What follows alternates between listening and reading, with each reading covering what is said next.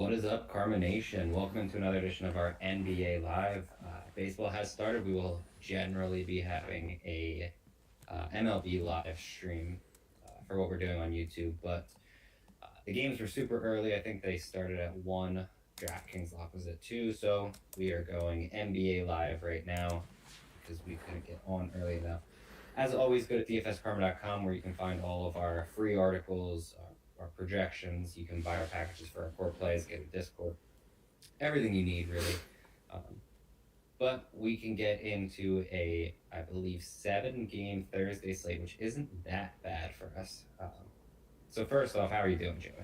Pretty good. Excited for baseball to finally start. Basketball has been a little bit annoying recently, just 'cause with all the late inactives. So I'm glad to have a nice, easy news where the slates with MLB getting what we get starting lineups like at 3 p.m. for a 7 p.m. slate, which is very nice. So I'm excited for that.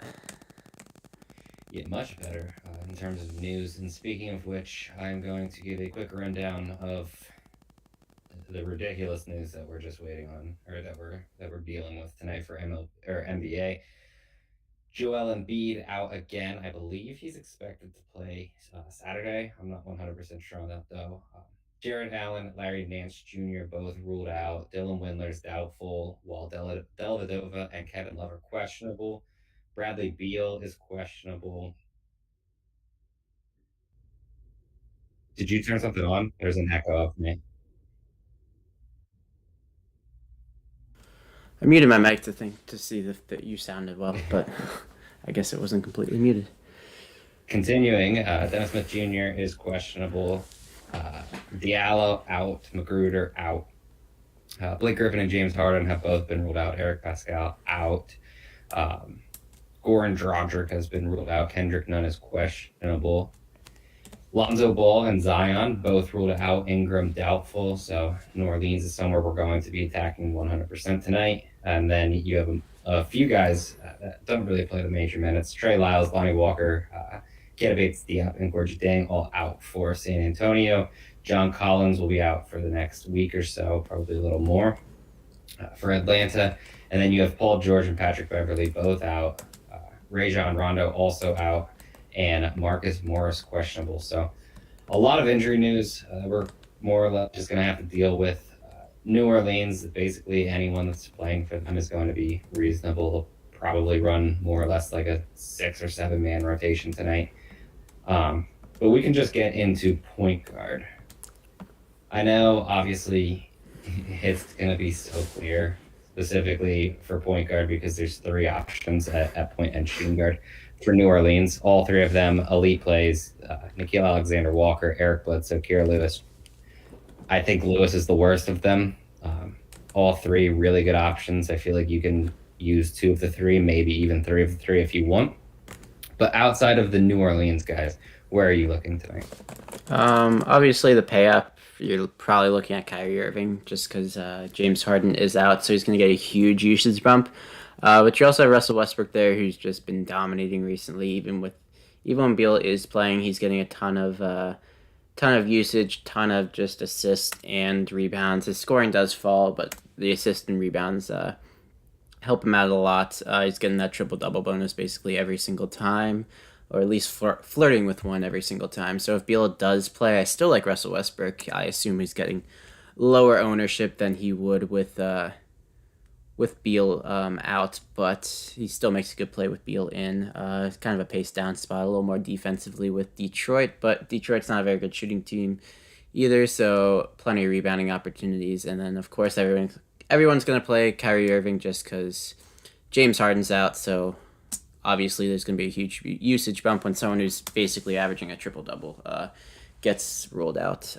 So there'll be plenty of Pelicans and Nets value and potentially Washington value to play maybe both Kyrie Irving and Russell Westbrook. It's nice that Kyrie Irving is shooting guard eligible as well, so you're more likely to be able to fit in Kyrie and Westbrook just with Kyrie in that shooting guard position. But the 2 obvious plays at the top are Westbrook and Irving, and then you have the Pelicans value like you did just talk about. Right below them, you have Curry and Young. Curry gets a tough matchup against Miami, but he is pretty much matchup proof with how good of a shooter he is. I don't fully trust that tailbone. He played fine. He put up 32 points, obviously. He played fine against the Bulls last game, but it did seem like he did get a little hurt after he took that wasn't I don't think it was called a charge, it was called a block, but he landed right on his tailbone. It looked like it was bothering it a little bit. So I'm probably going to be avoiding Curry, and with John Collins out, that kind of limits Trae Young's assists. I would say just less pick and roll opportunities, but they do have Clint Capela there for the pick and roll instead. So, but I'm probably going to be avoiding Trae Young and Curry, and just looking to pay up for Irving and Westbrook. Yeah, I think they're both really good plays. I agree 100%. If you're paying up, it's going to be Westbrook and Irving. Uh, Outside of that, it's kind of pretty simple for me what point guard looks like. You have the New Orleans guys, you have the Brooklyn guys, which is Irving and Bruce Brown is a really good play. And then I think that the outside of those two teams, you basically have Russell Westbrook, who you talked about, and DeJounte Murray at 7-1. I think that's too cheap for him. Quick question. Someone said, if Beal is out, would you play Westbrook automatically over Kawhi if George is out? Paul George has already been ruled out. And yes, I would play Westbrook over Kawhi regardless, personally. Yeah, But same. He just I could just, his ceiling's just insane. You can't. His ceiling's way higher than Kawhi's ceiling. Even though they are different price points, obviously. We saw Westbrook flash a 90-point ceiling, so assume he gets that triple double bonus again with if Beal gets ruled out, and his points, he can get up to 30 points. So 30-point triple double definitely helps that ceiling. yep. So that's basically my point guard pool. Who are you looking at? Or I guess, are you looking at anyone else outside of that pool for point guard tonight? Um, for cash, obviously, I'm just keeping it to that pool. But if you're trying to look for some pivots, it's a nice GPP slate. There's a few pivots. I'd probably lock in Westbrook in GPPs if Beal is out, but if Beal is in, I'll probably be looking to fade Westbrook and looking. I'm probably gonna stay away from that Miami. It could be interesting playing Oladipo if he does get full minutes. He's shooting guard and point guard eligible, but there's a lot of usage to go around. 7-5 is not too bad for him, especially against Golden State. They don't scare me too much defensively. And then other than that, I kind of like Dejounte Murray, a little lower than him. He'll get Trey on defense. So if his scoring's on, he can definitely get 40 plus fantasy points, and he's been flirting with double doubles with rebounds and assists. So it's going to be close with him, but that's probably one of the pivots I do like. And with Paul George already ruled out, there's some Clippers value as well. Terrence Mann's been amazing. I'll probably be locking him in tonight. He is point guard and shooting guard eligible. So you can throw him in your shooting guard option too. He's been taking 12 shots each of the last 3 games. His shot did not fall last game. He was 3 for 12, and he still put up 28 fantasy points because he's getting all those assists and rebounds. He's averaging 6.5 and then 6 assists in the last 2 games without Paul George. So I'm definitely gonna be looking at Terrence Mann as well. Yeah, I think that about does it for points. So we can move to shooting guard. On my end, I feel like I can keep this really, really simple for everyone. You have the two Brooklyn guys we talked about, or you have the New Orleans guys. They're just the normal players that we talked about at point guard, and Josh Hart is shooting guard eligible. So I can't imagine playing anyone at shooting guard outside of one of those 6 players. I think that you make a good point with Terrence Mann. I don't have any issues with him whatsoever, but it just feels like one of those 6 guys is like by far the best options for shooting guard. For me in tournaments, I think Luke Kennard, Terrence Mann, as you said, both are fine. Like Colin Sexton, but I don't really like attacking guys against Philly. And then if Bradley Beal, like, feel free to play him, but probably a 6-man pool for me for just from 2 teams, which is kind of weird at shooting guard tonight. But who are you looking at here? Yeah, those are the main guys. We're really getting the late season NBA where you're condensing your player pool a ton. Detroit did lose Diallo for this game. He's out tonight, so there could be some Detroit value to be had. I know it looks like Wayne Ellington is questionable and Dennis Smith Jr. is questionable as well. So if those guys get ruled out, I forgot to mention Saban Lee becomes eligible at point guard. And would you be interested in playing Josh Jackson if all those guys get ruled out? He's a little expensive at 5 too.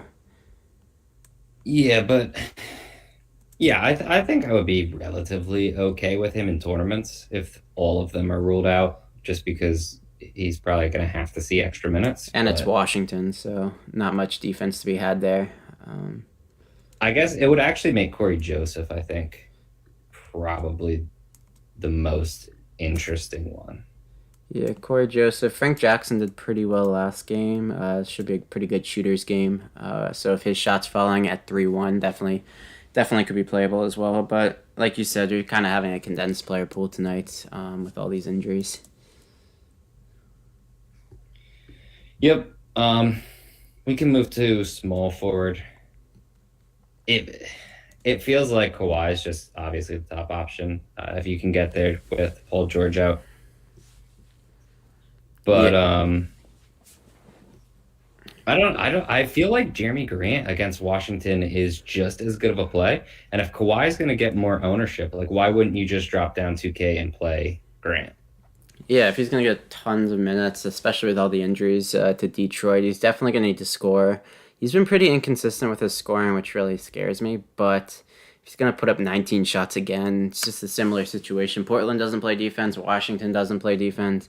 I don't expect many people to be able to guard him. So those Detroit guys are definitely interesting me. Him, Grant, you're saving what 2K compared to Kawhi. Kawhi's in a tougher spot. Denver's not as good defensively, especially on the road where you don't have the elevation issues for shooters. But yeah, definitely do like Grant's right below him, and then also Sadiq Bey also for Detroit. Yeah, I'd be down with that. I think at 5'2", Danilo Gallinari with John Collins out is really interesting. He's probably going to have to play quite a bit of power forward, which the Spurs are good against power forward, but he could see some time at small. They could kind of go back and forth, I think, depending on DeAndre Hunter. I do really like him at 5'2" in tournaments just because his ceiling's so high. I don't. I think you can play someone like Wes Iwundu just because I don't think New Orleans has anyone. You know, they basically have 9 players. I think 3 are centers and more or less strictly centers, like Adams, Hayes, and Hernan Gomez. None of them are going to play power forward or anything. So you're going to need a guy like Wes Iwundu to play probably 25 plus minutes. And at 3K, I don't really think that he's a bad play. I don't know. Would you be interested in him? Yeah, I'm kind of interested who they end up starting. Because obviously we know 4 of the starters, so that power forward option is going to be interesting. They got James Johnson or Wes Iwundu. James Johnson didn't play last game, so I'm probably gonna be seeing Wes Iwundu starting. But either of those guys are playable for whoever does start, because you know they're gonna end up getting the minutes. But they do. The other player does make a good pivot, just because they're going to be short at every position tonight. So I assume all the ownership's going to go to whoever starts, but then whoever doesn't start does have a very good chance of playing similar minutes or just a little bit less with so much less ownership. And when they're off the bench, they probably will have more usage rate. Yep. No, I agree. Someone said no Corey Joseph tonight. I don't know if they mean like they're just not playing Corey Joseph, but I haven't found anything on him being out or anything. So I think that's fine. Is there anyone else as small forward you like? I think you're fine to take a shot on like DeMar DeRozan, Jimmy Butler if you want. I don't have any issues with them. Even Gordon Hayward, I like the matchup against Brooklyn. It's just I feel like I would rather play Jeremy Grant.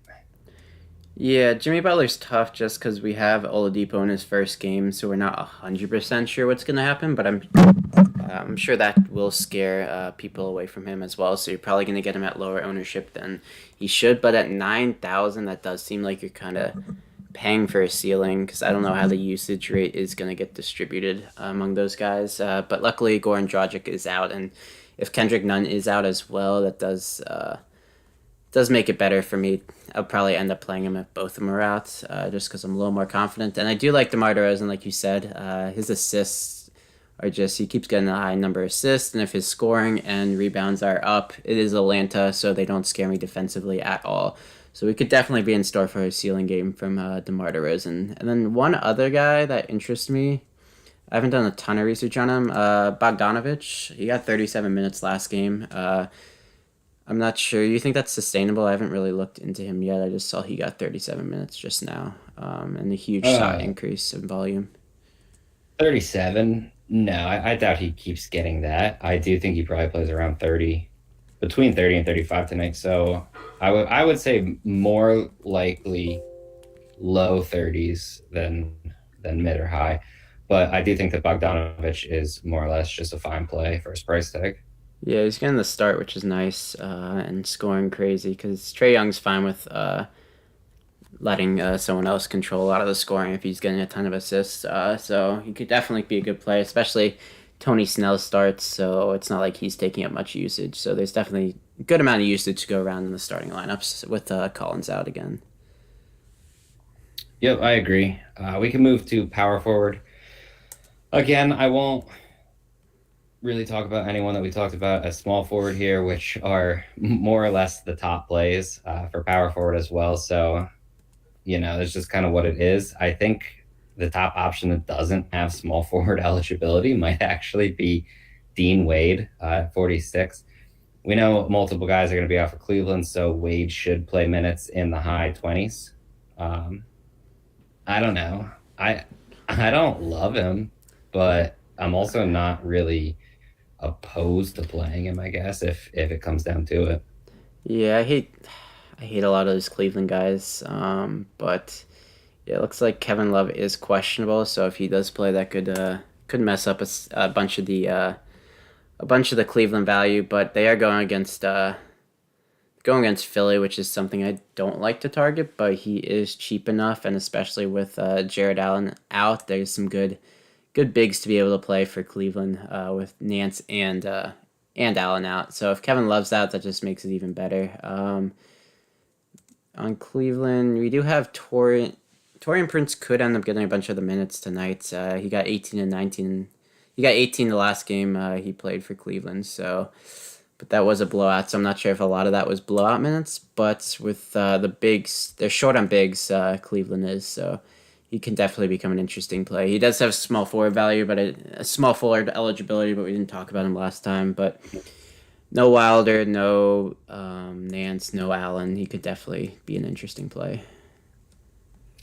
Yeah, I think for me personally, it feels like this is actually where Jeremy Grant's going to be because power forward is pretty depleted, whereas small forward Yeah. has some options.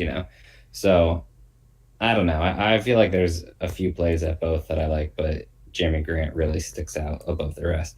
Is there anyone else here that you like for tournaments I at power forward? I do like Draymond Green. He's always in play for me when Curry is in. I kind of like stacking both of them to get a little contrarian, because they flash similar ceilings when they do. When one gets a ceiling, we can see the other one gets a ceiling just because Green feeds a lot of assists off of him. So it is nice. So I might end up getting, if I really want to get contrarian, I'm sure both of them see pretty little ownership. But at 7,000, I'm definitely more interested in playing Draymond Green than Steph Curry. Yeah, I think I would probably agree with that, especially with all the other guards. And this is definitely a guard heavy slate. One Yep. other guy that I'll add for 68 and really my favorite matchup, and he is getting expensive now, is Rui Hachimori. But he does come with quite a bit of upside, especially when Westbrook's playing so well. We can move to center though, where once again we have a ton of really good options. So I'll let you start at center. Who are you looking at? Yeah, I always love center. There's always so many options to go. So obviously we have the top play on the board. That's every single time he's playing. Nikola Jokic. He's had back-to-back pretty bad games, not hitting value. But one was because of a blowout, and the other just because Philly's just so good defensively. It's tough to flash a ceiling against Philly. So I feel like Jokic is going to get a little overlooked with everyone most likely playing Westbrook and Kyrie. So you might be able to get him at lower ownership than you should. The Clippers don't scare me defensively from the bigs. Do they have? It's Zubac still, right? Do they get Morris back? They didn't have Ibaka back either. Yeah, so it's still the Right. Zubacs. So they're pretty thin at center. So if Zubac does get into foul trouble, they really don't have anyone else to defend him with the size. And then probably my favorite play. He's coming off of a bad game last night against Portland, but Mason Plumlee. I had his prop to get over rebounds, and he only had 3 rebounds last night, and it was all in a 2 minute span. So Mason Plumlee definitely always flashes upside, especially in a matchup this good. He's probably. I assume he gets a double double tonight. Both Washington and Detroit. I like to target centers against. So this could be a slate I do go big on both. But I'm assuming Mason Plumlee gets you that double double bonus, and if he's able to score like he did last time, and if he can flash his assist ceiling, he definitely will pay off a 6K price tag. So. Definitely looking at him as well. And then Clint Capela always, if it's going to be a close game, Clint Capela always has a ceiling to flash. We've seen Atlanta not play much in the fourth quarter. Their starters a lot of these games. So as long as you're getting full minutes from Clint Capela, he's going to get you that double double. He's going to get you most likely a 15 and 15 game, which at 7-7, if he can get some blocks, definitely will pay off value. And um, Atlanta does not scare me. San Antonio doesn't scare me defensively at all, especially for bigs. They lost LaMarcus Aldridge, but he was pretty lazy defensively anyway, so they might have gotten better without LaMarcus Aldridge. And then another guy, two more guys I like. Dwight Howard, as long as he doesn't get ejected, is always a pretty good play. Just because Philly's thin at center. I assume they might end up going small just because Cleveland doesn't have many bigs too. So you could be a little nervous about his minutes. So Mike Scott could end up playing a lot of center. And then obviously Adams is going to get some run with all these New Orleans guys out. And then lastly, if Hartenstein does start again, amazing play, especially if Kevin Love's out. They're just so thin at center. I'm not expecting 7 assists like he did last game. But if he does get that double-digit rebounding numbers, and if he can get his scoring up, he shot 2 for 8, which is not something you see out of a center. But he did shoot 3 threes, so that's kind of probably played a role in that. And if he can stay out of foul trouble, he can definitely pay off value and definitely can flirt with a 10x night. Yeah, Hartenstein's one of my favorite plays. I basically agree with you. You said the majority of guys that I was thinking. I think I would add Bam Adebayo. I don't really have any issues with him. I just know that there's obvious risk involved with Butler and Oladipo playing. I think you can add Jakob Poeltl.